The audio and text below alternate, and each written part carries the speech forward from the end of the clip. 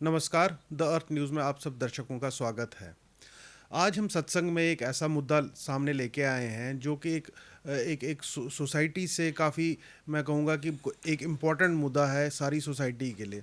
जैसे कि आपने टाइटल में देख ही लिया होगा, हमारे पास एक एक ऐसी एक वारदात सामने पेश आई है जहाँ पे जो कुछ बच्चियाँ थी जो क्लास 12वीं की जे&के बोर्ड प्रैक्टिकल एग्ज़ाम में अपीयर हुई थी, वहाँ पे उनके साथ जो उनके जो एग्ज़ामिनर थे उन्होंने अभद्र व्यवहार किया। इस सारे मामले को पुलिस को भी रिपोर्ट किया गया है। लेकिन मैं चाहता हूँ कि देखिए, हमें ये समझना पड़ेगा कि जो कक्षा 12वीं जो है, ये किसी भी बच्चे के करियर में सबसे इम्पोर्टेंट जंक्चर रहता है, जहाँ से कि उसको एक दिशा मिलती है और उसको अपने करियर की तरफ जो उड़ान जो उसने भरनी है, उसके लिए एक दिशा प्राप्त होती है। और इस एग्ज़ाम का जो क्रक्स है वो है इसका बोर्ड एग्ज़ाम।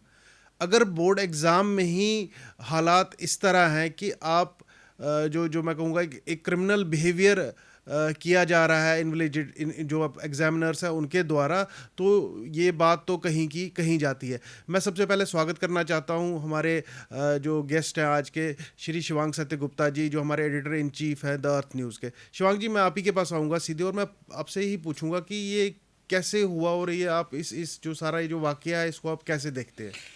4 बजे के करीब अर्थ न्यूज़ के पास रिपोर्ट आती है कि बच्चियाँ 12th क्लास के रेगुलर स्टूडेंट्स हैं और वो सांबा डिस्ट्रिक्ट के एक गवर्नमेंट स्कूल में प्रैक्टिकल देने गई हैं। वहाँ पे जो एग्ज़ामिनर बोर्ड के द्वारा अपॉइंटेड आए हैं, उन्होंने बच्चों को हरास किया है और साथ ही साथ स्लैपिंग की है। 2 गर्ल स्टूडेंट्स वर स्लैप्ड।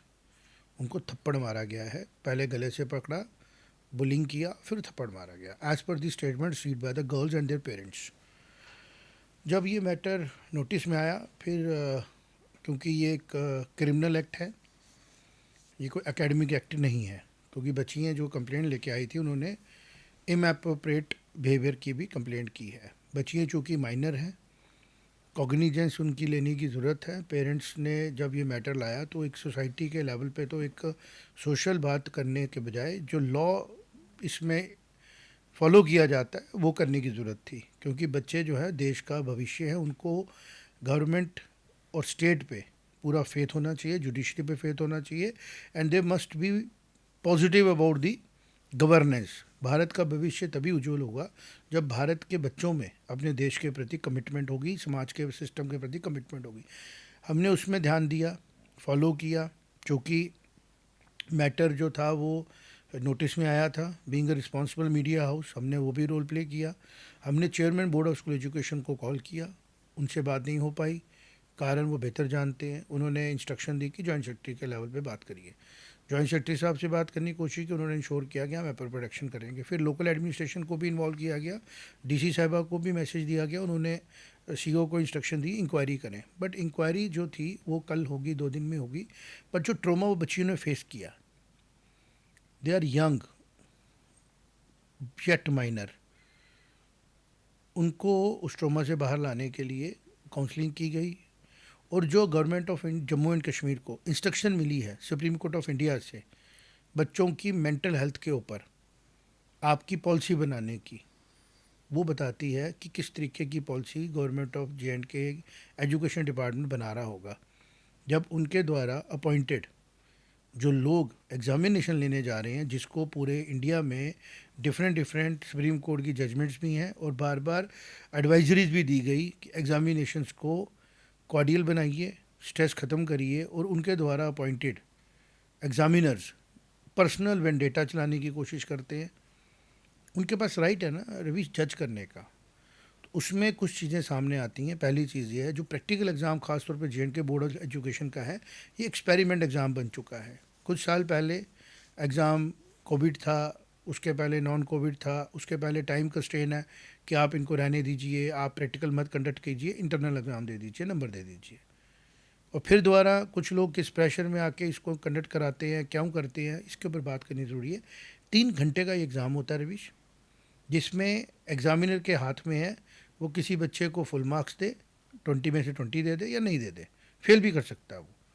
और पेपर भी बोर्ड के द्वारा सेट नहीं किया जाता है, एग्ज़ामिनर की चॉइस है, उसने खुद पेपर सेट करना है। बड़े केसेस में ये भी नोटिस में आता है कि इसमें एक्सप्लॉइटेशन का स्कोप बहुत ज़्यादा है, क्योंकि ऑडिट नहीं है, ना इसमें रिवैल्यूएशन है, ना इसमें रीचेकिंग है, और ना इसमें वीडियो रिकॉर्डिंग है कि बच्चे ने क्या जवाब दिया। चूँकि ये बच्चे माइनर हैं, यूनिवर्सिटी स्टूडेंट्स की तरह मैच्योर नहीं है, और ख़ास तौर पे इस चीज़ को समझने की ज़रूरत है, एक्सप्लॉइटेशन का स्कोप है। तो आज जिन बच्चों ने बात रेज़ की, हमें खुशी है कि उनकी स्कूलिंग अच्छी थी, उनकी पेरेंटिंग अच्छी थी, और उन्होंने अपनी बात की। ये तो हो सकता है बात ही नहीं करती, डरती कि कहीं हमें कोई फेल ना कर दे, क्योंकि एग्ज़ाम उनके हाथ में है। तो एज़ पर लॉ उनके पेरेंट्स ने और उनके इंस्टीट्यूशन ने पुलिस स्टेशन विजयपुर में जाके कंप्लेंट रजिस्टर कराई, और उम्मीद है गवर्नमेंट इस पर अप्रोप्रिएट एक्शन लेगी। और वो जो एग्ज़ामिनर हैं, वो बेसिकली एक एग्ज़ामिनर के तौर पे हम उनको नहीं देखेंगे, एक पूरा सिस्टम है जिसमें chairman board of school education, secretary board of school education, joint secretary exam, और एजुकेशन डिपार्टमेंट जो हमारे जम्मू कश्मीर का है, अंडर स्कीना तो मैम ऑनरेबल, वो भी एक लेडी हैं, काम कर रहा है। उनको इस पर एक होलिस्टिक व्यू लेना पड़ेगा। होलिस्टिक व्यू का मतलब होता है कि पूरे हज़ारों बच्चे एग्ज़ाम में जाते हैं, क्या 3 घंटे का एग्ज़ाम 30 बच्चों का अगर सेट बना है रविश, और हर 30 बच्चे से वाइवा लेना है। अब वाइवा में कितने मिनट की ड्यूरेशन रखोगे? 1 मिनट तो दे दोगे आप कम से कम कंडक्ट करने में। तो अगर हम मान के चलो 1 से 1.5 मिनट भी एग्जामिनर नाम पूछता है, सवाल पूछता है, जवाब सवाल होता है, तो क्या 60 मिनट्स नहीं निकल गए उसमें, या 45 मिनट निकल गए? फिर उसको परफॉर्म करना है, प्रैक्टिकल करके बताने हैं, 2 प्रैक्टिकल करके बताने हैं, साल्ट एनालिसिस निकलने चाहिए, परफॉर्म होने चाहिए, और फिर 30 के 30 बच्चों को उधर ही बैठ के उसने एवेलुएट भी करना है, और फिर उसकी शीटें घर जाके चेक करनी है। क्या ये प्रोसेस 3 घंटे में करना पॉसिबल है? लेकिन ये हो रहा है, और ये ऐसे चल भी रहा है। कहते हो जाता है, काफ़ी लोग बोलते हो जाता है। मैंने कहा एक काम करते हैं, डमी करते हैं। आप एक्सपर्ट्स को बिठाइए, पेपर लीजिए, और 30 बच्चों को वैल्यूएट करके बताइए, उनको वाइवा प्रॉपर लीजिए। चैप्टर 18 चैप्टर होंगे अलग अलग, अगर हम यूनिट्स को तोड़ दें, 15 मानो, 15 चैप्टर होंगे। 15 चैप्टरों से क्या सवाल पूछा आपने, कैसे आपने चेक किया कि बच्चे को सब्जेक्ट की प्रैक्टिकल नॉलेज है? क्योंकि 30 का बैच 1 सिंगल एग्जामिनर पॉसिबल नहीं होता। थ्योरी का पेपर थोड़ी ले रही होगी, लिख के दे दिया, बाद में आप 10 दिन लगा के चेक करोगे। आपको सेम डे वाइवा वॉइस ही देना है, सेम डे आपने उसको प्रैक्टिकल देखना करते हुए, क्योंकि प्रैक्टिकल का वीडियो थोड़ी बन रहा है, वो तो उसने देख लिया एग्जामिनर ने जो आए हैं देखने। तो वो 30 बच्चों के जो प्रैक्टिकल परफॉर्म किए जा रहे हैं, उनकी रीडिंग को कैसे चेक कर रहे हैं? मैंने वही कहा ना, प्रैक्टिकली आप करके बताएं। पहले आप वाइवा ले, वॉइस ही ले, आप उनसे ओरल क्वेश्चन करें, हम देखेंगे कितना टाइम लगता है, एक्सपर्ट्स बैठे हैं इसके ऊपर। फिर उसके बाद जो प्रैक्टिकल परफॉर्म कर रहे हैं, क्या उस लैब में उतने सेट्स हैं? अगर 30 बच्चे गए हैं तो 30 सेट्स होने चाहिए ना प्रैक्टिकल करने के लिए, या आपने ग्रुप में बच्चों को देना है? ये तो बात समझने वाली है। अगर आप ग्रुप में दे रहे हैं तो फिर ग्रुप प्रैक्टिकल एग्जाम हुआ, ये फिर इंडिविजुअल प्रैक्टिकल एग्जाम नहीं ना हुआ। तो अगर आप इवेल्युएशन कर रहे हैं, that has to be systematic, that has to be educative, and that has to be academic. तो ये जो लूप होल्स है ना, यही कारण होता है कि जो एग्जामिनर वहाँ गए हैं, क्या प्रैक्टिस हैं, क्या उनके थॉट्स प्रोसेस हैं, ये तो इंक्वायरी रिपोर्ट में आएगा। लेकिन ये एक सवाल उठाता है पूरे जम्मू कश्मीर के एडमिनिस्ट्रेशन के ऊपर कि आप ज़रा अपने ही ऑर्डर्स को देखें, प्रैक्टिकल्स को लेके, प्रैक्टिकल प्रोसेसेस को लेके आपके विचार बंद कमरों में क्यों हैं? पब्लिक में आके बात करें कि आप 3 घंटे का प्रैक्टिकल एग्ज़ाम ले रहे हैं और उसके 20 मार्क्स हैं, वेटेज बहुत ज़्यादा है ना, और 20 मार्क्स के लिए आप समझें कि एक बच्चा, उसके पूरे कैरियर पे क्या असर पड़ता है, और उसको आप इवेल्युएशन किस मेथडोलॉजी से कर रहे हैं जिसमें एक्यूरेसी का जो जो पूरा दायित्व है वो एग्जामिनर पे है। और जो एग्जामिनर्स हैं, क्या ये उतने अपडेटेड हैं? क्या 30 बच्चों का एग्ज़ाम लेना पॉसिबल है? 10, 12, 15 बच्चे हों, 3 घंटे का टाइम हो, समझ में आता है। लेकिन 30 बच्चे, और फिर गर्ल्स स्टूडेंट्स, और क्या गर्ल्स स्टूडेंट की एक्सप्लॉइटेशन नहीं हो सकती थी, और आज हुई?